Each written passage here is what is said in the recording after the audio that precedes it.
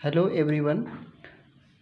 Second video lecture of mole concept में मैंने एक दो क्वेश्चन दिए थे आपको करने के लिए।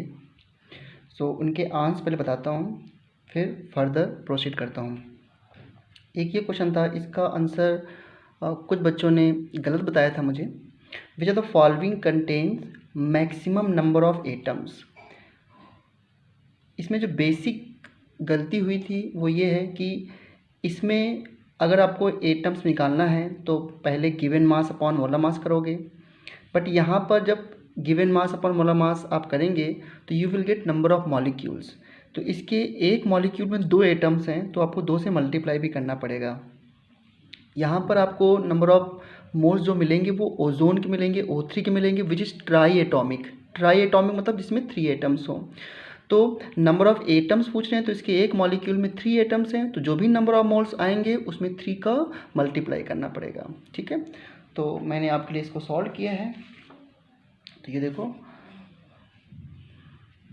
कुछ बच्चे बहुत ही अच्छा एफर्ट कर रहे हैं और उन्होंने बिल्कुल राइट आंसर दिया था इसका। देखो 1 ग्राम ऑक्सीजन इक्वल टू मोल क्या होता है, given mass upon molar mass. इसका गिवन मास कितना है 1, मोलर मास कितना होता है, एटॉमिक मास कितना होता है ऑक्सीजन का 16। ठीक है, इसके एक मोल का मास 16 होता है। तो 1 divide by 16 moles of oxygen atom आ गए। ठीक है, अभी मैं नंबर ऑफ मोल्स निकाल रहा हूँ, फिर इसके बाद नंबर ऑफ एटम्स निकाल लूँगा।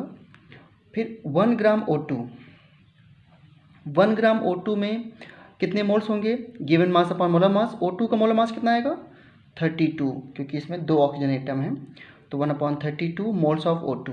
अब देखो मैंने यहाँ पे मेंशन किया है 1 मोल O2 में 2 मोल ऑक्सीजन के हैं, तो 1/32 मोल्स ऑफ O2 में कितने मोल ऑक्सीजन एटम होंगे 2/32। ठीक है ना, हमने इसमें 2 से मल्टीप्लाई कर दिया। क्यों, क्योंकि इसके एक मोल एटम में, इसके एक मोल O2 में 2 मोल ऑक्सीजन एटम है, इसलिए 1/32 मोल्स ऑफ O2 में 2 into 1/32 moles of oxygen atom होंगे, which is equal to 1/16 moles of oxygen atom, जो कि इसी के बराबर हो गया। फिर 1 ग्राम O3 है, तो 1 gram O3 equal to 1/48 moles of O3, right. अब इसके एक मोल में कितने एटम्स है 3, तो ऑक्सीजन एटम्स कितने होंगे, देखो यहाँ पे मैं O3 लिख रहा हूँ, यहाँ पे मैं ऑक्सीजन एटम मेंशन कर रहा हूँ। तो यहाँ पर O3 में 3 ऑक्सीजन एटम हैं। ओके, 3 ऑक्सीजन है, this is oxygen. So 1/48 moles of O3 equal to 3 into 1/48 moles of O atoms, correct. तो 1/16 मोल्स ऑफ ऑक्सीजन एटम्स। तो तीनों में number of moles of oxygen atoms same आ रहे हैं, तो फिर नंबर ऑफ एटम्स भी सेम होंगे। ठीक है, so all have equal number of moles, hence equal number of atoms. ठीक है, मैंने एक छोटी सी बात आपको बताई थी, अगर आपको याद हो तो ये देखो, मैंने ऐसे लिखा था क्वेश्चन 1.5 मोल MXNY में M के कितने मोल्स होंगे। तो देखो 1.5 में इंटू मल्टीप्लाई बाई एक्स, तो 1.5 into x moles of M होंगे, एंड 1.5 मोल्स ऑफ MXNY में N के क्या मोल्स होंगे, तो Y into 1.5 moles of N। ठीक है, वैसे ही वहाँ पर भी करना है। फिर एक क्वेश्चन ये मैंने बता दिया था, एक क्वेश्चन पूछा था मैंने, 23 ग्राम सोडियम में कितने इलेक्ट्रॉन्स होंगे, total number of electron present in 23 gram sodium. तो ये क्वेश्चन ऑलमोस्ट सबका सही था। तो यहाँ पे देखो सोडियम का एटॉमिक मास कितना होता है 23, इसके एक मोल का मास 23 होता है, तो एक्चुअली में ये एक मोल ही तो लिखा हुआ है, 23 ग्राम सोडियम इक्वल टू 1 मोल। तो देखो या तो आप निकाल लीजिए, मोल क्या होगा, गिवन मास पर मोलर मास, तो गिवन मास 23, मोलर मास भी 23, तो मोल्स ऑफ सोडियम यानी कि 1 मोल सोडियम एटम्स। अच्छा, एक सोडियम एटम में कितने इलेक्ट्रॉन्स होते हैं 11 इलेक्ट्रॉन्स, इसका एटॉमिक नंबर। ठीक है, तो अगर एक सोडियम एटम में 11 इलेक्ट्रॉन्स होंगे तो 2 सोडियम में कितने होंगे 11 इंटू 2 22 इलेक्ट्रॉन्स। 3 सोडियम में कितने इलेक्ट्रॉन्स होंगे 33 इलेक्ट्रॉन्स। तो अब मैं पूछूं एक मोल सोडियम में कितने इलेक्ट्रॉन्स होंगे, तो एक मोल में पार्टिकल्स कितने होते हैं 6.02 10⁻23 इंटू इलेक्ट्रॉन्स कितने होंगे कि एक में इतने इलेक्ट्रॉन्स, एक सोडियम एटम में इतने इलेक्ट्रॉन्स, तो इतने पार्टिकल में कितने इलेक्ट्रॉन्स होंगे मल्टीप्लाई बाई 11 इलेक्ट्रॉन्स। ये आपका आंसर आ गया।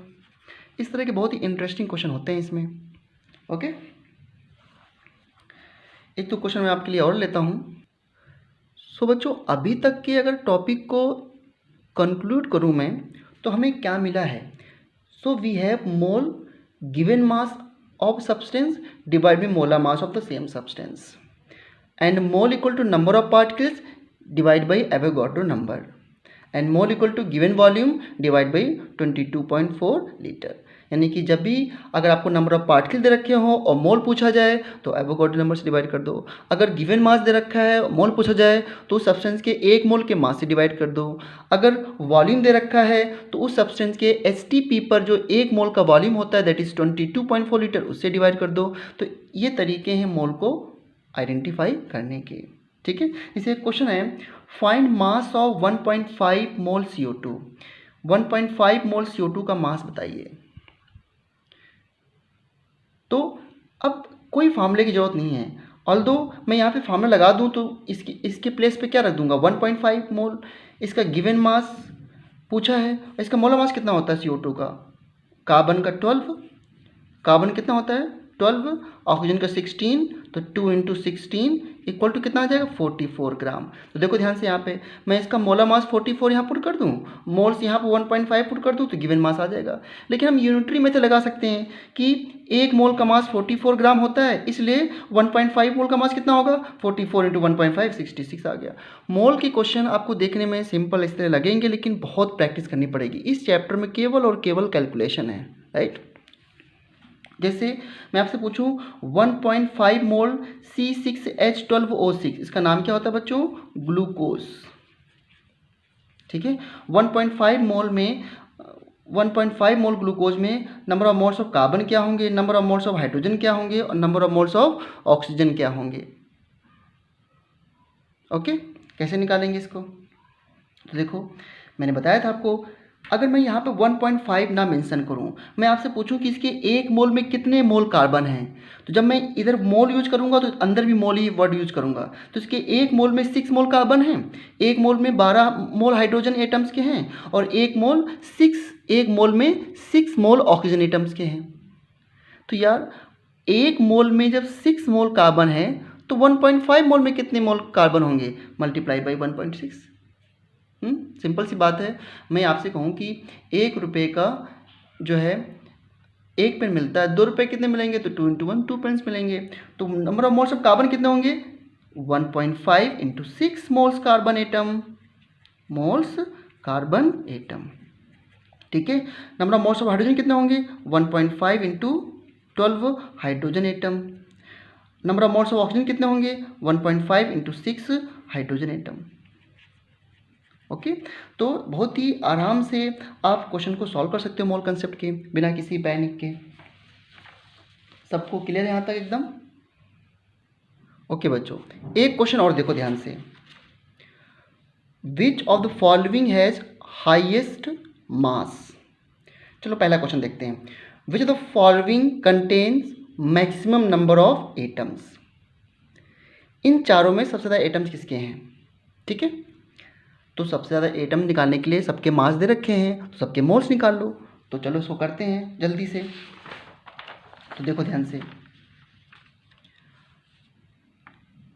1 ग्राम हीलियम है तो पहले मोल्स ऑफ हीलियम, जब ग्राम दे रखा होता है तो हम मोल्स ही निकालते हैं, और जब AMU दे रखा होता है तो या तो नंबर ऑफ एटम्स निकालेंगे डायरेक्टली या नंबर ऑफ मॉलिक्यूल्स। तो मोल्स ऑफ हीलियम कितना आएगा, गिवन मास अपन मोलर मास, हीलियम का एक मोल का मास कितना होता है 4, तो ये इतने मोल आ गए बच्चों इसके। 1 ग्राम CH4, तो 1 ग्राम CH4 जो है 1 ग्राम CH4 कितने, गिवन मास अपॉन इसका मोलर मास कितना आएगा, कार्बन का 12, हाइड्रोजन का 1, तो 12 + 4 कितना आ गया 16 मोल्स ऑफ CH4। ठीक है, एंड 1 ग्राम O2 में कितना होगा 1 / 32 moles O2, moles of O2 and 1 gram H2 कितना होगा 1 डिवाइड बाई, एक हाइड्रोजन एटम का मास होता है 1, 2 हाइड्रोजन एटम का मास होगा 2, H2 का मोलर मास 2 होगा, तो 1/2 मोल्स ऑफ H2। पूछा है किस में हाईएस्ट नंबर ऑफ एटम्स होंगे, नंबर ऑफ एटम्स होंगे, ये आपका निकला है। देखो इसमें तो क्योंकि हीलियम तो मोनोएटॉमिक होता है, मोनोएटॉमिक जो सिंगल स्पेस में रहता हो, तो ये तो मोनोएटॉमिक है, तो इसमें तो इतने ही मोल्स एटम्स ही आ गए, ठीक है। या तो इसमें एवोगाड्रो नंबर का मल्टीप्लाई कर लो और कुछ नहीं, तो इसमें नंबर ऑफ एटम्स कितने आ जाएंगे 1/4 into Avogadro number helium atoms आ गए, ठीक है। ओके, यहाँ पे आ जाओ।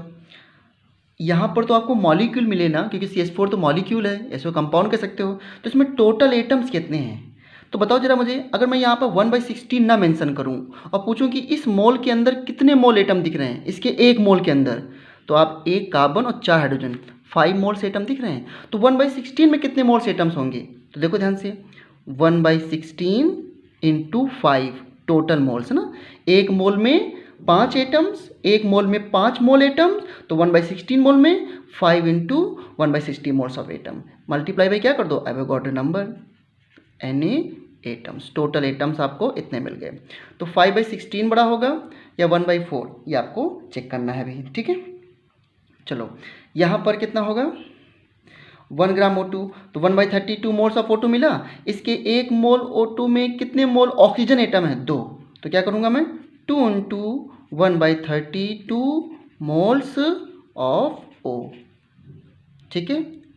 नाउ इसमें कितने मोल्स H के मिले, तो 1/2 इंटू 2 मोल्स ऑफ H, कितना आ गया H टोटल 1 मोल H, 1 मोल H यानी कि 6.02 10 की पावर 23 एटम्स ऑफ H, ठीक है। यहाँ पर इतना मिला।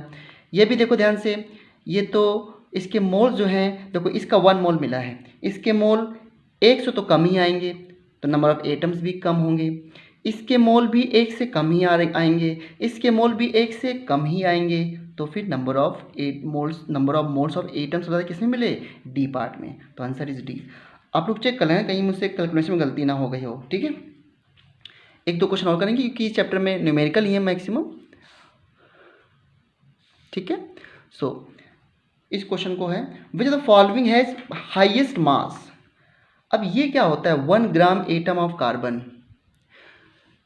अब बताओ मुझे, पहले आप बोलते थे 1 एटम का मास किस में होगा AMU में, तो जब ये वर्ड आ जाए 1 ग्राम एटम, तो इसका मतलब है कि कितने एटम्स का मास ग्राम में आ जाएगा, यानी कि हम मोल की बात करने लग रहे हैं, ठीक है।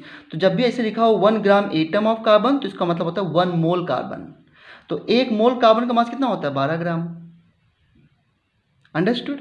तो इसे क्वेश्चन नंबर 2 जो है एक 1 ग्राम एटम, ठीक है। So 1 gram atom of carbon equal to 1 mole carbon, ठीक है, which is equal to 12 gram. तो पहले का मास तो आ गया 12 ग्राम। ऐसे बहुत इंपॉर्टेंट क्वेश्चन जो है वो आते हैं एग्जाम में। अच्छा 1/2 मोल CH4, तो 1 मोल CH4 का मास कितना होता है 16 ग्राम, तो 1/2 का कितना होगा, हाफ का कितना होगा 8 ग्राम, तो ये तो बाहर हो गया, इससे ज़्यादा तो A का है। चलो इसमें आते हैं 10 ml वाटर। अब 10 ml वाटर का मास कैसे निकालें, और ध्यान रखना ये वाटर लिक्विड दे रखा है, और हमको तो ये पता है कि 1 मोल वाटर वेपर का वॉल्यूम जो होगा 22.4 लीटर होगा। याद है ना जब मैंने कहा था कि किसी स्टेबल गैस के 1 मोल का वॉल्यूम 22.4 लीटर होता है, लिक्विड का वॉल्यूम 22.4 लीटर नहीं होता है, ठीक है। तो इसको क्या करें, इसको मोल भी नहीं निकाल सकते क्योंकि ये तो लिक्विड का वॉल्यूम है, और इसको 22.4 से डिवाइड भी नहीं कर सकते। तो सी ऑप्शन में क्या करें, सी ऑप्शन तो बड़ा इंटरेस्टिंग है। तो देखो इसका सी ऑप्शन में 10 ml वाटर है, तो 10 ml वाटर का मास कितना होगा, तो एक फार्मूला आपको पता है, डेंसिटी क्या होता है, density equal to mass upon volume, ठीक है। और वाटर की डेंसिटी कितनी ले लोगे 1 ग्राम पर ml, वाटर का मास निकालना है, और वॉल्यूम कितना है 10 ml। तो देखो यहाँ से मास कितना आ जाएगा, कितना इंटरेस्टिंग क्वेश्चन है ये, तो मास कितना आ जाएगा 10 ग्राम, इस तरह निकालेंगे वाटर का मास जब वॉल्यूम दे रखा हो। अगर वॉल्यूम यहाँ पर गैस का दे रखा होता तो तब डेंसिटी 1, तब जो है हम नंबर ऑफ मोल्स निकालते, डिवाइड बाई 22.4 लीटर से करके। तो ये इसका 10 ग्राम मास आ गया, तो ये भी बाहर हो गया। इतने एटम्स ऑफ ऑक्सीजन, अब मुझे बताओ इतने एटम्स कितने मोल के बराबर होता है? हाफ मोल के बराबर, मानते इस बात को? 3.011 एटम्स को एवोगाड्रो नंबर से डिवाइड करोगे तो हाफ आ जाएगा। तो half moles of oxygen atom, यानी कि ये क्या दे रखा है? हाफ मोल ओ दे रखा है, हाफ मोल ऑक्सीजन। एक मोल ऑक्सीजन का मास कितना होता है? 16। तो हाफ मोल कितना होगा? 8 ग्राम। तो बेस्ट आंसर क्या मिला? ए पार्ट। अगर आप ऐसे क्वेश्चन कर लेते हैं तो आपको पता भी नहीं चलेगा कि आप जो है सीबीएसई की तैयारी कर रहे हैं, क्या कर रहे हैं, क्योंकि कंसेप्ट ऐसे बिल्ड होते हैं छोटे छोटे क्वेश्चन से। ज़्यादा हाई फाई करने से कुछ नहीं होता, ठीक है ना। तो अब ये असाइनमेंट जो है ना, ये मैं आपको इसकी फ़ोटो क्लिक करके भेज दूंगा, आप लोग कल इसके आंसर मुझे भेज देना। इसमें 2 क्वेश्चन जो बड़े इंपॉर्टेंट थे वो मैंने बता दिए, ठीक है। अब हम आगे प्रोसीड करते हैं। सो नेक्स्ट जो हमारा टॉपिक होगा that is percentage composition. Percentage composition, percentage composition का क्या मतलब है? तो बड़ी छोटी सी बात है, जैसे मैं उसे यहाँ पे लिखा क्या है? Percentage by mass of different element in compound. मतलब कोई कंपाउंड है, उसमें कंपाउंड कैसे बनता है? भाई कॉम्बिनेशन ऑफ एलिमेंट्स। तो उस कंपाउंड में एलिमेंट की परसेंटेज कंपोजिशन क्या है, ठीक है, क्लियर एकदम। जैसे एक क्लास में जो है वो बॉयज़ और गर्ल्स हैं, तो हम उसमें इसे बांट सकते हैं, क्लास को डिवाइड कर सकते हैं कि इतने स्टूडेंट जो हैं वो बहुत अच्छे हैं पढ़ने में, कुछ मीडियोकर हैं और कुछ बॉटम लाइन में हैं। तो कितने परसेंटेज स्टूडेंट जो हैं वो बहुत अच्छे हैं पढ़ने में, कितने परसेंटेज मीडियोकर हैं और कितने जो हैं वो जो है बॉटम लाइन में है, ठीक है। तो यही मतलब होता है परसेंटेज कंपोजिशन का। तो इसको एक बार एग्जांपल देखते हैं, क्योंकि थ्योरी को अगर तुरंत एग्जांपल में मल्टीप्लाई करें, एग्जाम्पल में अप्लाई करें सॉरी, तो बातें। एग्जाम्पल 1 जैसे हम वाटर लेते हैं, ठीक है। सो ये वाटर है और मैं आपसे पूछूं कि percentage composition of hydrogen and oxygen क्या है। इसी एग्जाम्पल से आपको सारी बात क्लियर हो जाएंगी। देखो पहले मुझे बताओ कि इस वाटर का मोलर मास कितना होता है? मोलर मास मतलब इसके 1 मोल का मास। तो molar mass of this equal to 18 gram per mole, यानी कि इसके 1 मोल का मास 18 ग्राम है, ठीक है। बिल्कुल क्लियर है सबको। तो परसेंटेज ऑफ हाइड्रोजन क्या होगा? Percentage hydrogen will be equal to, इस कंपाउंड में हाइड्रोजन का मास टोटल कितना है? एक हाइड्रोजन का मास 1 ग्राम, 2 हाइड्रोजन का मास 2 ग्राम, 2 ग्राम, और टोटल मास कितना है? 18 ग्राम। इनटू क्या कर दूं? 100। ये परसेंटेज कंपोजिशन ऑफ हाइड्रोजन आ गया, सिंपल सा है। परसेंटेज ऑफ ऑक्सीजन कंपोजिशन क्या है इस कंपाउंड में? टोटल तो 100 ही परसेंटेज है, तो टोटल 100 मान के चलेंगे। तो ऑक्सीजन कितना होता है मास? 16 ग्राम, डिवाइड बाई 18 इंटू 100, ये परसेंटेज ऑफ ऑक्सीजन आ गया। सॉल्व कर लेना आप इसको। एग्जाम्पल 2 लेते हैं। एक कंपाउंड है एथेनॉल, C2H5OH, एथेनॉल।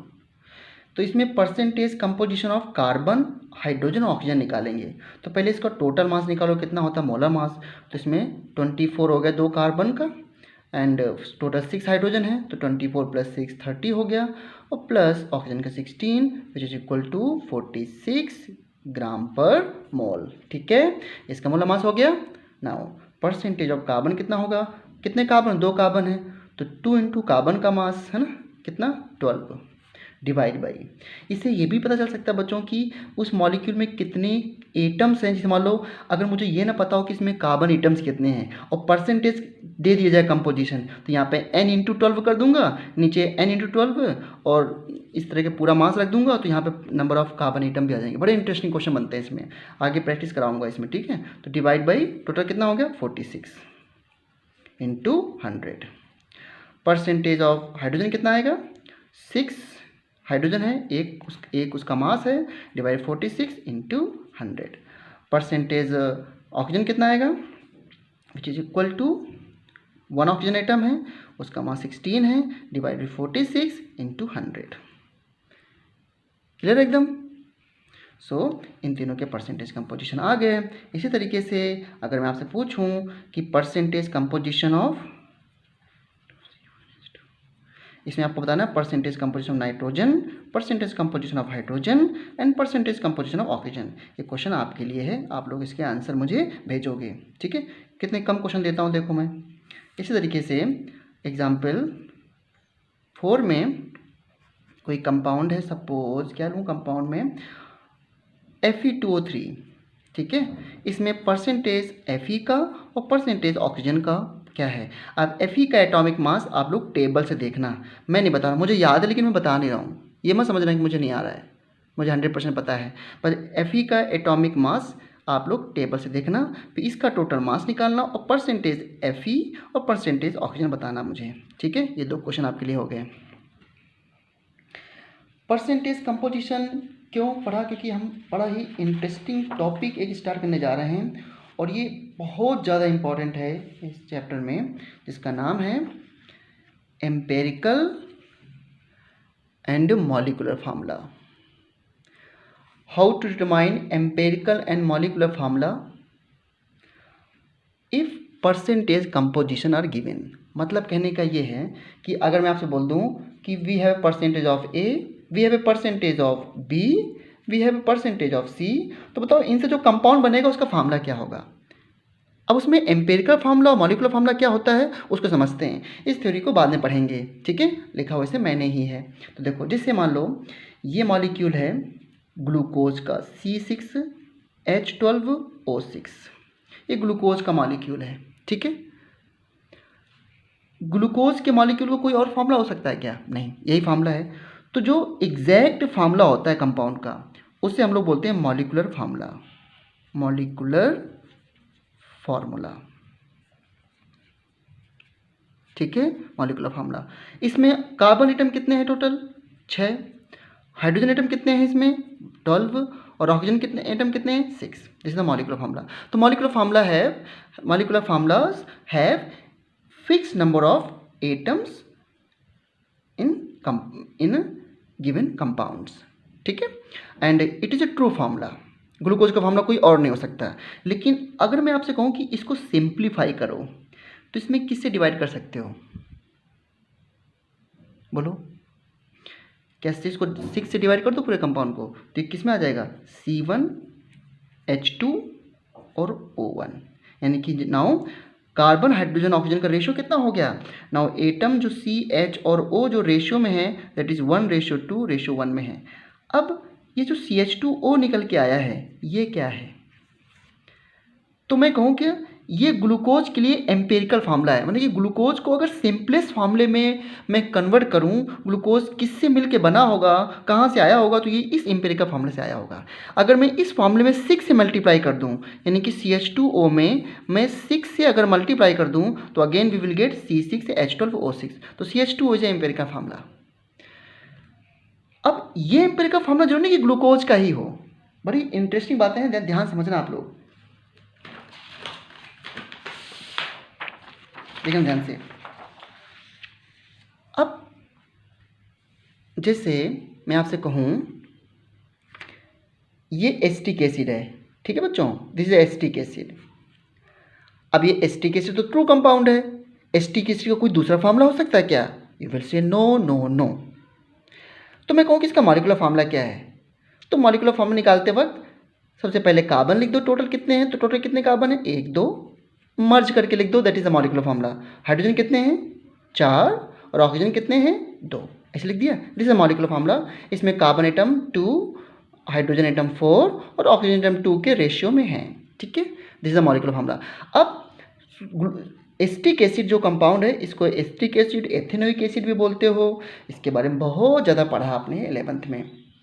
नाउ मैं आपसे पूछूं कि ये किस सिंपलेस्ट फार्मूले से आया है, तो इस मॉलिक्यूल में किससे डिवाइड हो सकता है 2 से डिवाइड हो सकता है। तो 2 से डिवाइड किया हमने तो ये क्या बन गया CH2O। लो ये फिर से इसका एम्पेरिकल फार्मूला आ गया, this is empirical formula, empirical formula. Okay, this is empirical formula. तो एम्पेरिकल फार्मूला से बहुत सारे मॉलिक्यूलर फार्मूला ड्राइव हो सकते हैं, ठीक है, लेकिन मॉलिक्यूलर फार्मूला एक ही हो सकता है। अब ये एम्पेरिकल फार्मूला बहुत सारे मॉलिक्यूलर फार्मूला का हो सकता है। ये एम्पेरिकल फार्मूला एसिटिक एसिड का भी है और ये एम्पेरिकल फार्मूला ग्लूकोज का भी है। अब मैं आपसे पूछूं कि इसका एम्पेरिकल फार्मूला क्या है? C12H22O11। ये किसी फैक्टर से डिवाइड हो रहा है क्या? नहीं। तो जिसमें कोई फर्दर डिवाइड नहीं हो सकता, तो हम बोलेंगे यहाँ पर जो एम्पेरिकल फार्मूला है ना, एम्पेरिकल फार्मूला जो है वही मॉलिक्यूलर फार्मूला है। कितना इंटरेस्टिंग है, देखो, मॉलिक्यूलर फार्मूला, ठीक है, एकदम क्लियर है। जैसे मैं आपसे कहूँ C3H6O3 ये कोई मॉलिक्यूल है, इसका एम्पेरिकल फार्मूला क्या है? तो देखो CH2O, फिर से एम्पेरिकल फार्मूला ये आ गया CH2O, करेक्ट। और एक एम्पेरिकल फार्मूला से ना जाने कितने मॉलिक्यूलर फार्मूला बना सकते हो आप। अगर इसमें आप 2 से मल्टीप्लाई कर दो इस फार्मूले में, तो क्या बन जाएगा? C2H4O2। This is the molecular formula of acetic acid. ये देखो लिखा है। इसमें आप 6 से मल्टीप्लाई कर दो तो क्या बन जाएगा? C6H12O6। This is the molecular formula of glucose. इसमें 3 से मल्टीप्लाई कर दो तो ये बन जाएगा C3H6O3। This is the molecular formula of, oh my God, ना तो आपको पता है ना मुझे पता है, ये किसका मॉलिक्यूलर फार्मूला होगा?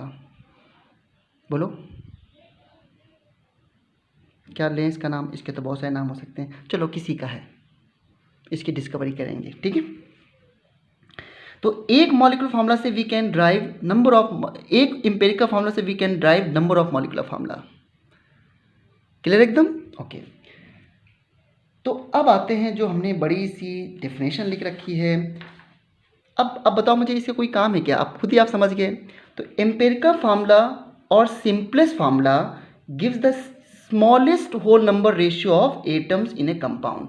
स्मॉलेस्ट होल नंबर रेशियो यानी कि ग्लूकोज में स्मॉलेस्ट रेशियो क्या हो सकता है एटम का? 1:2:1। Where is molecular formula is the true formula represent the total number of atoms each element present in one molecule of compound। यानी कि ट्रू फार्मूला में जो एटम्स का रेशियो होता है that is a molecular formula. अब एक चीज़ मैं आपको बताता हूँ, कभी ये क्वेश्चन नहीं आएगा दिमाग से बिल्कुल हटा दो अपने माइंड से कि what is the definition of empirical formula. बस सीधी बात है, समझ में आ जाना चाहिए, क्योंकि क्वेश्चन क्या आएंगे वो आगे हैं। देखो अब ये बहुत ही इंटरेस्टिंग क्वेश्चन है। देखो एक क्वेश्चन मैं लेता हूँ, अब कैसे निकालेंगे इसके लिए आपको परसेंटेज कंपोजिशन दिया होगा और बहुत ध्यान से समझना इस क्वेश्चन को। मास of carbon is 75% and hydrogen is 25%। Find empirical formula. अब मेरी बात को बिल्कुल ध्यान समझना आप लोगों को।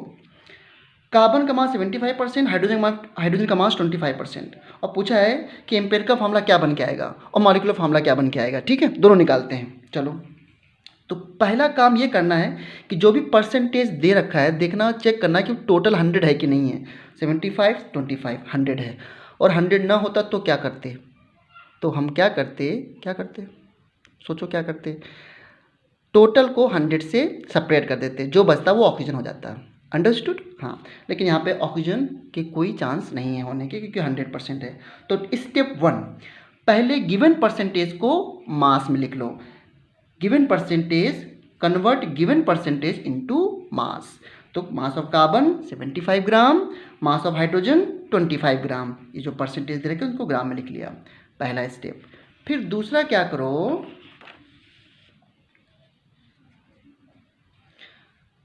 Convert given mass into moles. ये तो आप करते आ रहे हो। तो मोल्स ऑफ कार्बन कितना होगा? उसका मास था 75, उसका एटॉमिक मास 12 से डिवाइड कर दिया, 6.25 आ गया। मोल्स ऑफ हाइड्रोजन कितना होगा? 25 डिवाइड बाई 1, 25 आ गया। ठीक है, ये दूसरा स्टेप होता है। पहले स्टेप क्या है? परसेंटेज को मास में लिख दो ग्राम में, फिर इसके बाद उनके मोल्स निकाल लो, और तीसरा है सिंपलेस्ट रेशियो निकालो। सिंपलेस्ट रेशियो कैसे निकालते हैं? देखो, कार्बन के बाद हाइड्रोजन, अगर कोई अदर एलिमेंट उसके बाद उसको रेशियो में लिखेंगे।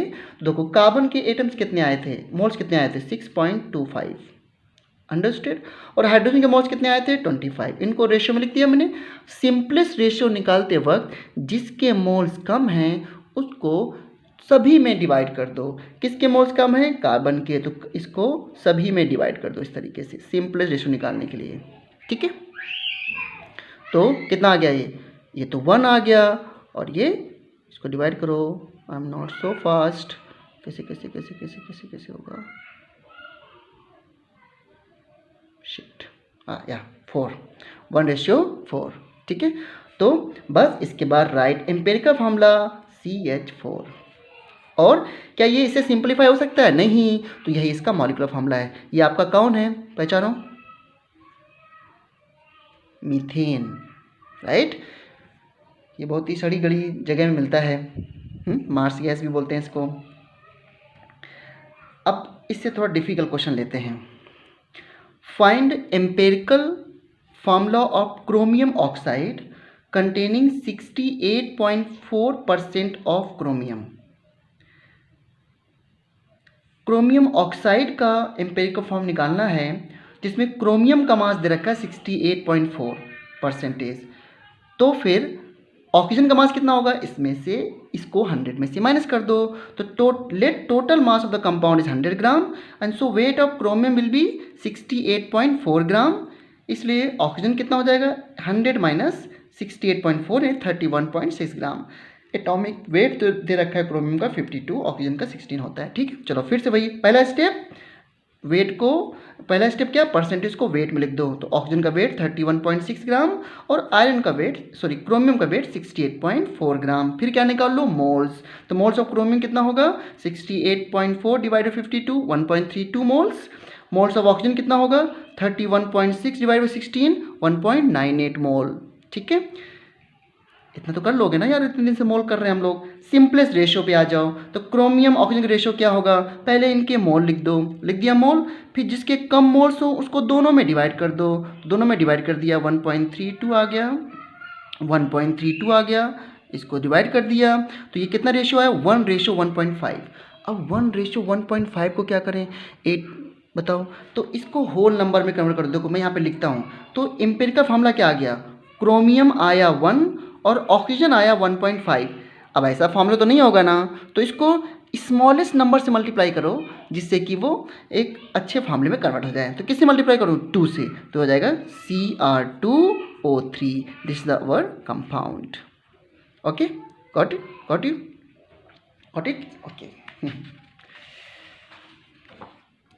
और एक इंटरेस्टिंग क्वेश्चन मैं आपके लिए और लेता हूँ अभी। ये नेक्स्ट क्वेश्चन है, अ कंपाउंड कंटेन्स, इस क्वेश्चन को आप NCERT से देख सकते हैं, इन टेक्स्ट में दे रखा है। A compound contains 4.07% hydrogen, 24.27% carbon and 71.65% chlorine. It's molar mass is 98.96। Find empirical and molecular formula. तो पहले जल्दी क्या करो, इन तीनों के परसेंटेज को जोड़ लो। टोटल ये 100 आएगा क्योंकि मैंने पहले जोड़ लिया था, तो इसमें ऑक्सीजन होने के चांस नहीं हैं। तो अब फिर परसेंटेज को किस में लिख दो? मास में। तो कार्बन का मास परसेंटेज 24.27 था, तो मास कितना हो गया? 24.27 ग्राम। हाइड्रोजन का मास 4.07 ग्राम। क्लोरीन का मास 71.65 ग्राम। मोल्स कितने आएंगे? तो given mass upon atomic mass, molar mass, तो 12 से डिवाइड कर दिया। और हाइड्रोजन का गिवन मास, एक एटम का मास कितना होता है हाइड्रोजन के? एक मोल एटम का मास 1 ग्राम। 71.65 डिवाइड 35.5 क्लोरीन का मास। ये नंबर ऑफ मोल्स आ गए। सिंपलेस्ट रेशियो, ध्यान देना। बताओ सबसे कम मोल्स किसके हैं?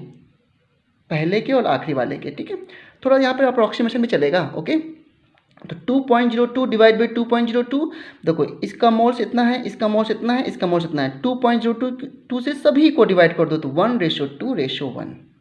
ठीक है, तो एम्पिरिकल फार्मूला क्या आ गया? कार्बन 1 है, हाइड्रोजन 2 है और क्लोरीन 1 है, तो फार्मूला क्या आ गया? CH2Cl। अब यहाँ पर इस क्वेश्चन में मॉलिक्यूलर फार्मूला भी पूछा है। तो देखो एक बात मुझे बताना, मान लो किसी कंपाउंड का एम्पिरिकल फार्मूला ये आया है CH2, ध्यान देना पहले, इसके बाद मॉलिक्यूलर फॉर्म निकालते हैं, मॉलिक्यूलर फॉर्म निकालते हैं। ठीक है, तो CH2 आया है और मैं पूछूं कि इसका मॉलिक्यूलर फार्मूला बताओ जिसका मास 60 ग्राम है। तो पहले ही देखो कि एम्पिरिकल फार्मूला का मास कितना था, तो 12 + 2 + 16 30 आया। अब बताओ मुझे इसमें मैं किससे मल्टीप्लाई करूँ कि ये 60 हो जाए तो वही मॉलिक्यूलर फॉर्मूला हो जाएगा। किससे मल्टीप्लाई करूँ? 2 से। करेक्ट। ये 2 कहाँ से आया? तो क्या करो कि जो मोलर मास दे रखा हो ना उसको एम्पिरिकल फॉर्मूला मास से डिवाइड कर दो और जो फैक्टर आया उससे मल्टीप्लाई कर दो। या आप ही बताओ मुझे इसमें क्या मल्टीप्लाई करूँ कि 60 हो जाए इसका मास? 2 से मल्टीप्लाई कर दो, यानी CH2O का होल ट्वाइस, तो बन जाएगा C2H4O2। तो ये 60 ग्राम को बिलोंग करने वाला ये मॉलिक्यूलर फार्मूला हो गया है। ठीक है, बोलो समझ आया कि नहीं समझ आया? अब यहाँ पर देखो एम्पिरिकल फार्मूला ये आया था और जल्दी से हम लोग क्या करेंगे, एम्पिरिकल फार्मूला मास निकाल लेंगे। तो कैसे निकालेंगे? कार्बन का मास होता है 12, हाइड्रोजन का मास 2 हाइड्रोजन का 2, क्लोरीन का mass 49, sorry I am so sorry 30.5 which is equal to 49.5। ये आ गया एम्पिरिकल फार्मूला मास। अब मुझे बताओ मॉलिक्यूलर फार्मूला निकालना है जिसका मास इतना होना चाहिए, तो इसमें क्या मल्टीप्लाई करूं कि ये मास आ जाएगा? अप्रोक्सीमेट 2, जो 2 से मल्टीप्लाई करो पक्का ये आ जाएगा। तो मॉलिक्यूलर फार्मूला क्या आएगा? CH2Cl का होल ट्वाइस, या फिर आप फार्मूला बेस कर लो, molecular formula equal to empirical formula का होल n। ठीक है, ये n फैक्टर कैसे निकालेंगे? मॉलिक्यूलर मास यानी कि जो मोलर मास दे रखा है उसको एम्पिरिकल फार्मूला मास से डिवाइड कर दो। जो डिवाइड करेंगे तो यहाँ पे क्या है, मोलर मास 98.96 से है और एम्पिरिकल फार्मूला मास 49.5 है। डिवाइड किया तो 2 आया, 2 से इसमें मल्टीप्लाई कर दो तो आपका मॉलिक्यूलर फार्मूला आ गया। यानी कि जब एम्पिरिकल फार्मूला मास और मॉलिक्यूलर फार्मूला मास सेम आ जाए तो जो एम्पिरिकल फार्मूला है वही मॉलिक्यूलर फार्मूला है। ओके, एक बार ध्यान समझना, आपको पूरी बात समझ में आ जाएगी, जैसे यहाँ पे मैंने ये एग्जाम्पल देके बताया आपको। ठीक है, ये सब फार्मूले रटने की कोई ज़रूरत नहीं है। अब आप ही बताओ, मैंने बोला कि एक पेन का मास 30 ग्राम है, उसमें किससे मल्टीप्लाई करो 60 ग्राम हो जाए? यार 2 से मल्टीप्लाई करोगे। उसमें किससे मल्टीप्लाई करूँ उस पेन को किसका मास 90 ग्राम हो जाए? तो पहले 30 था ना, तो 3 से मल्टीप्लाई करो, बस वही बात है। मॉलिक्यूलर मास को एम्पिरिकल फार्मूला मास से डिवाइड कर दो, क्योंकि सबसे पहले एम्पिरिकल फार्मूला मास आता है। डिवाइड करने के बाद जो फैक्टर आ जाए उसको मल्टीप्लाई कर दो एम्पिरिकल फार्मूला को, तो मॉलिक्यूलर फार्मूला आ गया। अब इस पे मैं आपको क्वेश्चन दूंगा, ठीक है, एंड एक छोटे सा असाइनमेंट भी दूंगा। मैंने हैंड से जो क्वेश्चन बनाए हैं आप लोग बिल्कुल इंटरेस्टिंग तरीके से करो। आपको मोल कंसेप्ट जो अजीब सा सबको लगता है मोल कंसेप्ट, वो आपको बहुत अच्छे से समझ में आ जाएगा। और प्रॉपर नोट्स बनाते रहिए, क्योंकि देखो 11th में एक चैप्टर ही अपने आप में इतना बड़ा होता है, जो 10th के जो 5 चैप्टर थे ना केमिस्ट्री के, उनसे भी कई टाइम ज़्यादा होता है, क्योंकि यहाँ पे चीज़ें बहुत ही कंसेप्चुअल होती हैं। ओके, ऑल द बेस्ट, अच्छे से इसको करना और नोट्स बना लेना।